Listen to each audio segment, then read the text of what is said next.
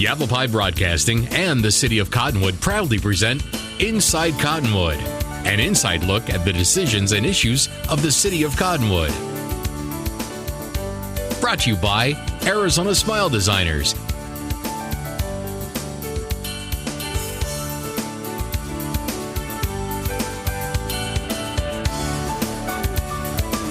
Welcome to Inside Cottonwood. I'm Mayor Diane Joens, your host, and we have with us today Elder Vincent Randall from the Yavapai Apache Nation and also archaeologist Chris Coder. We had segment 1 and we are in episode 2 right now, so this is the second episode of 2 episodes. And we talked about the language during our last episode and a little bit of history about both of you. And now I would like to talk about history of the Verde Valley. And the Verde Valley, in I guess it was the 1870s, became the Rio Verde Reservation. Well, it was that before it was the Verde Valley, I guess. So I want to talk a little bit about history and the Rio Verde Reservation. And Mr. Randall, if you could start us out with that. Sure. Basically, the influx of people into our territory really started with the discovery of gold over in Lynx Creek. Mm-hmm.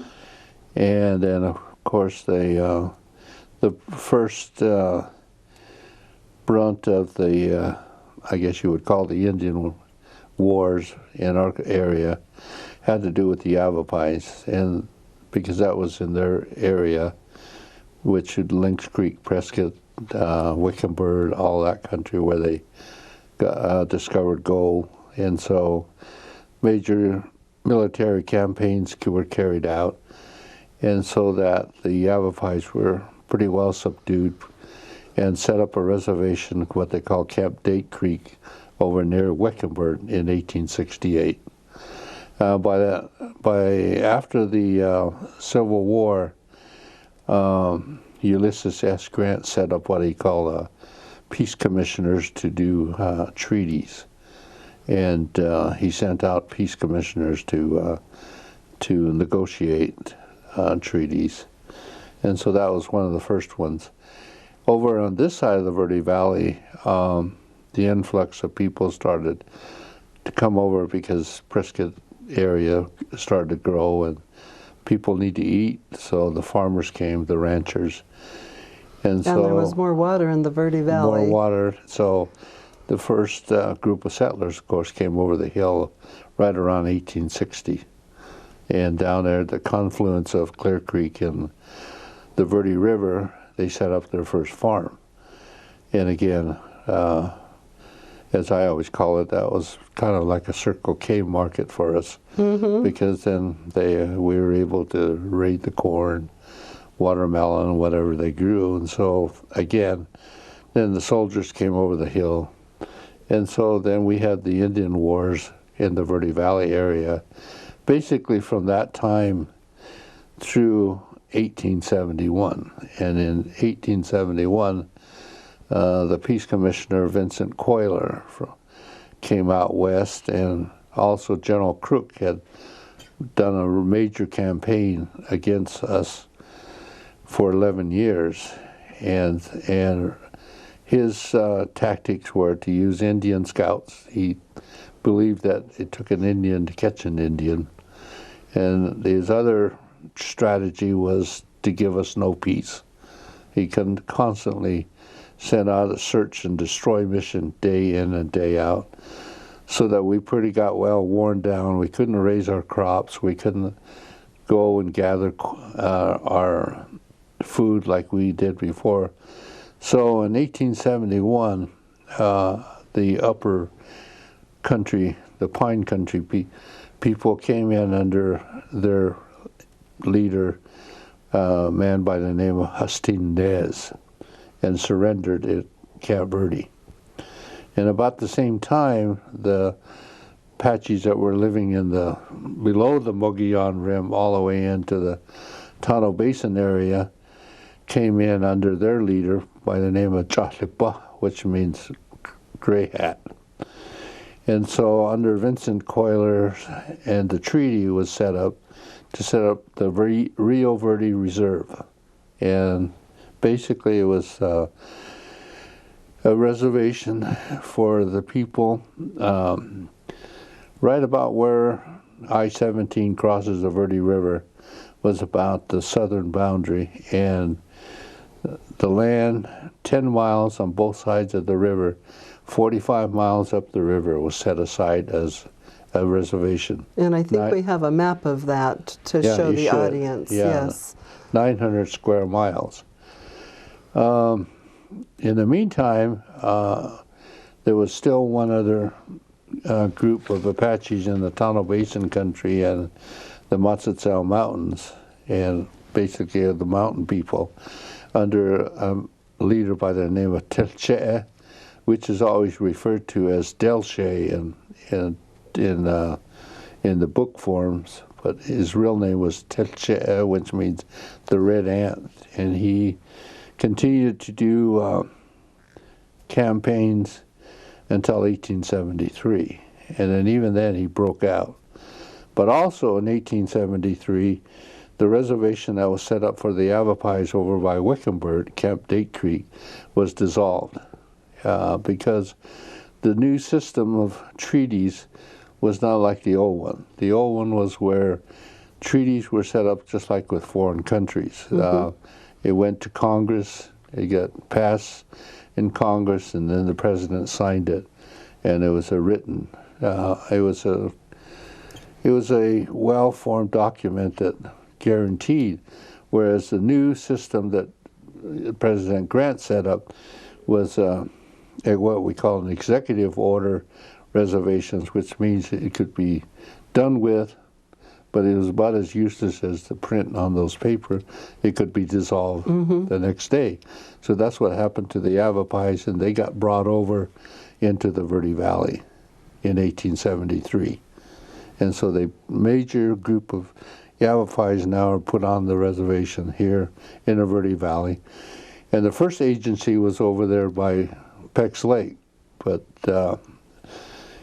at that time, believe it or not, there was really a malarial problem. It was, I guess, quite a lot of moisture in the Verde Valley. So they moved the agency over by Yavapai College at Haskell Springs. And that's where the agency was. Always kind of by water, it seems like. Right, until 1875. In the meantime, the Apaches were brought over, and they mostly settled over here by Dead Horse Park.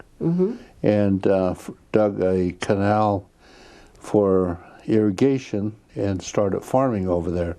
And the Yavapais did their whatever farming they could do over by Yavapai College from Haskell Springs. They were doing so well that it was cutting into the ration portion of the entrepreneurs out of Tucson called the Tucson Ring. And so they were cutting into, the Apaches were supplying, and the Yavapais were supplying hay, oats, and so forth to the cavalry people, which was cutting into their profits. So they influenced the War Department to give up the reservation in 1875. Excuse me. And so in 1875, the whole business was reneged on, and we marched in the February in the cold part of when the ice were melting and so forth. They force marched us to San Carlos. And that's a story in itself that we do want to talk about. Right now it's time for a short break, and when we come back we'll talk about the Exodus. Okay. We'll be right back.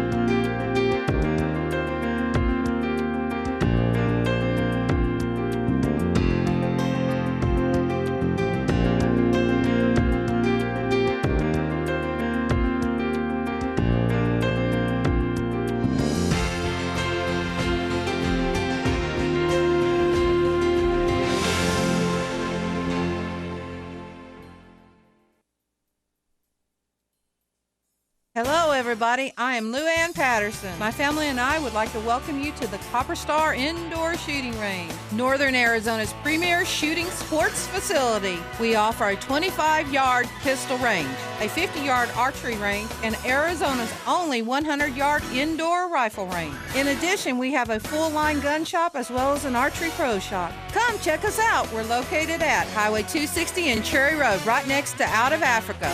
Looking forward to seeing you all.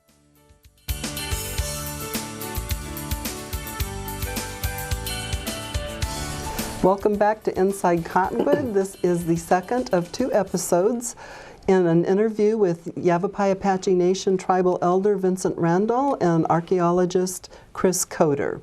So we're going to talk about the Exodus and what happened. We had the Rio Verde Reservation. We saw that map, which was essentially the whole Verde Valley, the river areas. And we want to talk a little bit about what happened in 1875, but we want to first talk to Chris about talking about lines. We were discussing lines on the break. Yes, it's something Mr. Randall and I look at and talk about a lot. And maps are a language in themselves with a lot of information. I love maps. And if you look at the map that we had up there of the Rio Verde Reserve, it's a real insight into the kind of the Anglo-Germanic brain that conquered this land from tribal people in the first place. And if you look at all the lines on that map, and we've superimposed it, even more lines on the original map. We have the interstate system and local roads and the towns as they exist now. And if you see the little green blurbs on there, that's the reservation land, trust lands today, shrunk down from that 900 square miles. And that 900 square mile chunk, the Indian Reserve, which was established by executive order and nullified by the stroke of a pen in 1875, you can kind of see that it was meant to be a temporary holding pen for tribal people. The big problem that the government had with tribal people wasn't that they were Indians or that they did this or that, but it was because they lived dispersed on the landscape. And there was no room for the way our culture, white Anglo culture, deals with the landscape, legal property, water rights, quarter sections, and that was an alien concept to tribal people, which, and this is a quote from a Yavapai man from the Indian Claims Commission in the 1850s, when government lawyers were trying to pin down these elderly gentlemen to boundaries in the old days between one tribe and the other before the 1880s.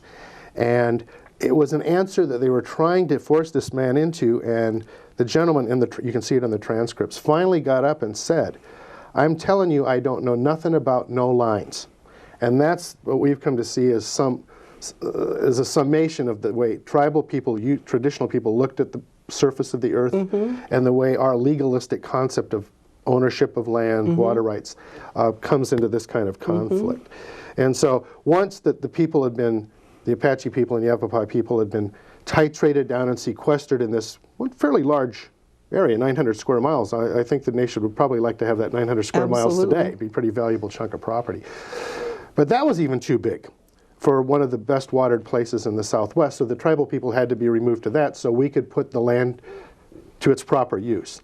And as all people do, Apache people and Yavapai people early on sanctified their connection to the land through stories and immersion legends and tales of the past. We did the same thing through Manifest Destiny, our God-given right to the landscape, and part of that is a legal structure of owning the land. Which kind of comes back from Europe and from... Yeah, and it's from too many people in a small space. You know, if tribal people, you have this many people in this big a space. Right. And we have this many people in this big a space. So you have to come up with, it's not a good or bad thing or right or wrong, it's cultural. And that's what drives all of our, decision making. And that leads us into the Exodus, because once the people had been put on the Rio Verde Reserve as a temporary solution, then they had to be removed further, and this is federal semantics, language, concentrated. The Apaches had to be concentrated in a place where they could do no harm, and they weren't using up viable land that had water on it. Hence the term concentration camp, because in the original language, the military wanted to concentrate all of the dread Apaches in one place, which turned out to be San Carlos. And then everybody else, we've never been very good at this as a government, differentiating cultures. Well, if you're on the other side, you're on the other side. So all the Apaches have black hair, all the Yavapais have black hair. We don't understand their language, and they all got rounded up in the same bunch and taken off to San Carlos through what is now known locally as the Exodus. So let's talk about the Exodus. I know that is it February 2020, in the 20s of February every year you have... Yeah, usually it's the third Saturday. The third Saturday you have... we commemorate the time. A commemoration about it. But let's talk about how that was for the people in, I guess, 1875. Yeah, in 1875, right around February the 25th, was the order to march out of here. And I think Chris has a quote from that Major Dudley. They wanted to take us around a safe way, but what did Major Dudley say? Yeah, well, the Army was against this forced march because it was going to cause them trouble. They didn't consider themselves policemen. Almost like in the situation in Iraq today, the military found itself policing people instead of doing a military operation. And the Army was dead set against this, and they wanted to take the older folks and the young people and the pregnant women by wagon. But I think it was Vincent Coiler or one of those guys, Dudley, the local commander, said, "They're Indians, let them walk." And so, in the dead of winter, worst winter in a generation, these people were forced marched. In February. A large group of Apaches and a large group of Yavapais. A lot of death through attrition and disease and drowning, and it was unnecessary. But it was considered an expedient because of budgeting issues. And let's get these danged Indians out of here and worry about the consequence later. Is really what it boiled down to. Yeah. So they started their forced march, like I said, from the agency over here by Yavapai College. And the first day they made it to Camp Verde. And then after that, barely, and they went across. Some of that territory was really rough terrain, rough country, wasn't it? Yeah, and they went, and they used the old Indian trails that we had up through Fossil Creek, and then up over the top, down into East Clear Creek, and then down over to Rye, and then on down. I've heard stories from the elders that told them about how some of the elders, because the waters were high and running cold, and some of the old people that couldn't make it across just got swept away. They died. Some of the Army troops were kind enough that they put the children on the horseback and took them across the swollen creeks and so forth. They didn't have hardly anything to eat. There's a real good detailed account by a doctor that accompanied them, Dr. Cobusier, and there's a book about it from Fort Verde to San Carlos that he wrote about, describing some of the situations. And in fact, there was a fight between the Yavapais and the Apaches, of all things, over because one of them they found a deer, they shot at it, and the Apache said, "We shot it," and the Yavapai said, "We shot it." And so there was a kind of a big turmoil there that the Army had to break up. But Well, when you're hungry, those kinds of things happen. Yeah, and so they finally made it down to San Carlos, and then when they got there, our name for San Carlos is Sangha, which means the place of fever, the place where it's not a very good condition, and we're mountain people, and that's desert country. And so we were there for 25 years. But even before then, around 1890, our people were already starting to drift back, sneaking off the reservation. And the other thing, too, is not everybody went down. A lot of Apaches hid out in Fossil Creek, Oak Creek, up Sycamore Creek, and the Army reports that even up through 1879, they were still hunting us in this country, trying to capture us and take us to San Carlos. But by 1890, a lot of them were starting to drift back, and Steve Ayers and I do a lot of things, historical stories together for the Bugle and the Independent. And Steve came across a group of letters one time that in 1890, the Reverend Boswick, who preached the first Baptist sermon in Arizona in the Verde Valley at Middle Verde, with a group of settlers here, were already signing petitions to get us back out of here, that we didn't belong here, sent us back to San Carlos. And now, was this after they had made? And we're going to have to take a break here in a minute, so we'll talk about this. But my question afterwards. But my question is, was this after the new little pieces of reservation were enacted? And we'll talk about that when we get back. Okay. Okay. We'll take a break right now. We'll be right back.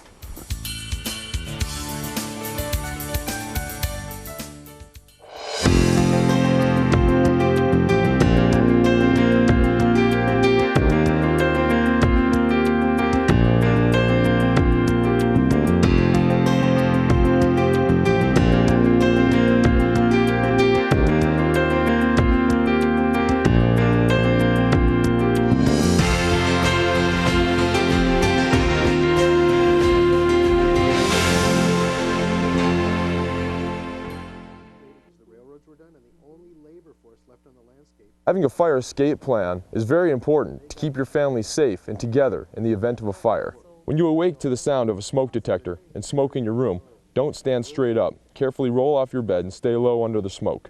If your door is shut, feel the door with the back of your hand. Slowly open the door if no heat is felt. Always stay low until you get to the outside of your home. Always have 2 ways out of your house and a specified meeting place somewhere outside your home. Home escape plans should be drawn up and rehearsed on a regular basis. This could be the difference between life and death if caught in a fire.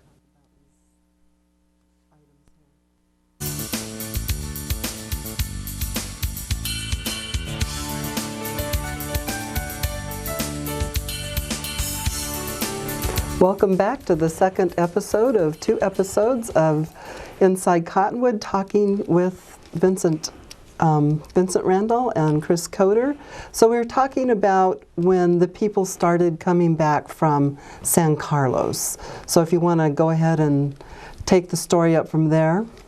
Yeah, they already, of course, some of them were left, but those that were in San Carlos started drifting already back, as like I said before, that this was home. This was a place where God gave them this land. And the heroes sanctified this land for them. So this was home. In Apache, we say Shikeya, which means my homeland. And so they started drifting back, some of them back to where they came from, but as I said before, they drifted back in the Verde Valley because already other ranchers and so forth had taken over their properties.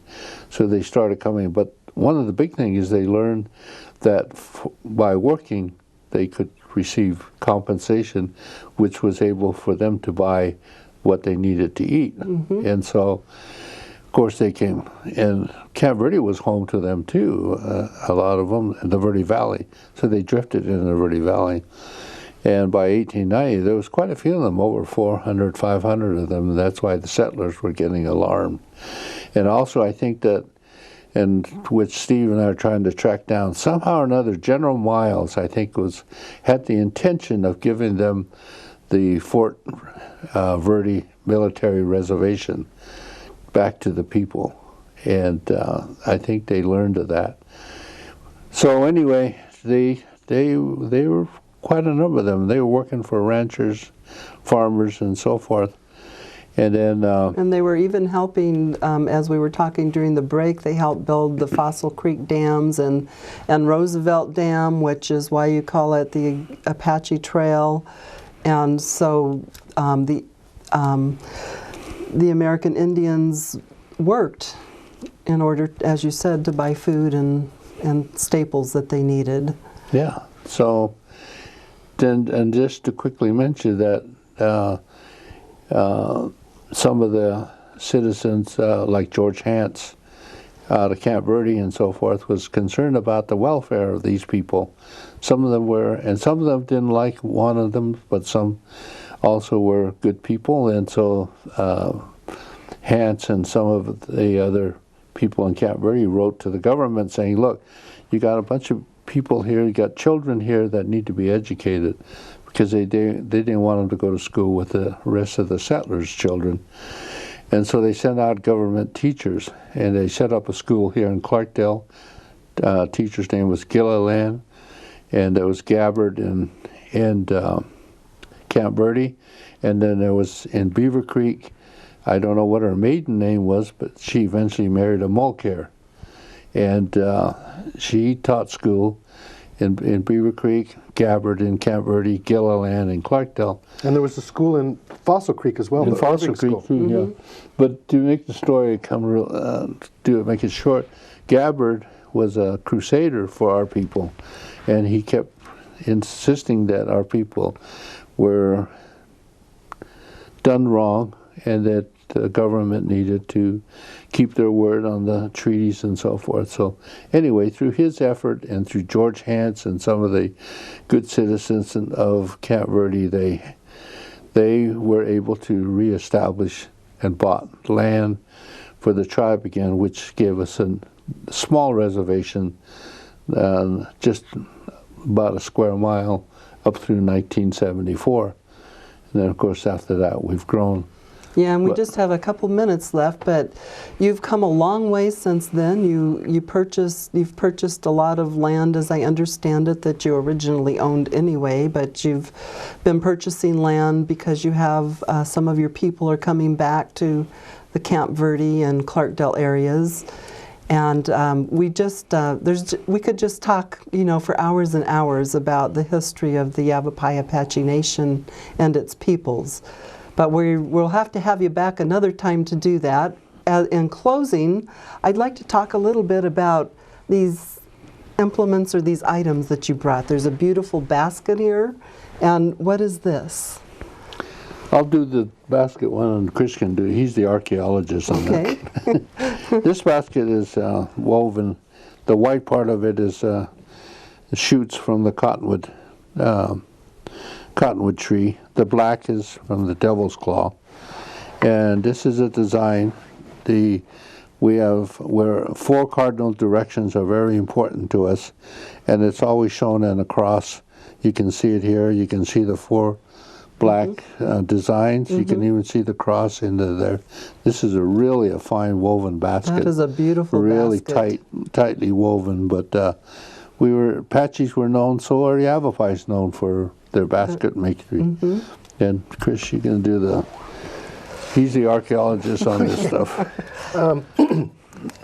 This is a replica of an Apache pot, and it's similar to Navajo pots. The Athabascan people made their ceramics this way, and they relied a lot more on basketry for storage and even cooking. This is a watertight basket, but in permanent camps and winter camps they would have this low-fired pottery, which is why they're rare as hen's teeth. Anasazi pottery, Hopi pottery is fired very high, used indoors, kept indoors.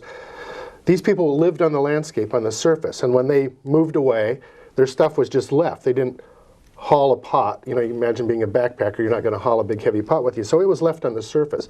So most of these are gone, but we did borrow one of the known larger vessels from the Forest Service and had a gentleman, Lauren Roberts, and Rimrock, who's a potter, make us replicas to use for events like this. And the way it was used was, if you pretend this is the fire ring, this would lay in the fire, and they would heat.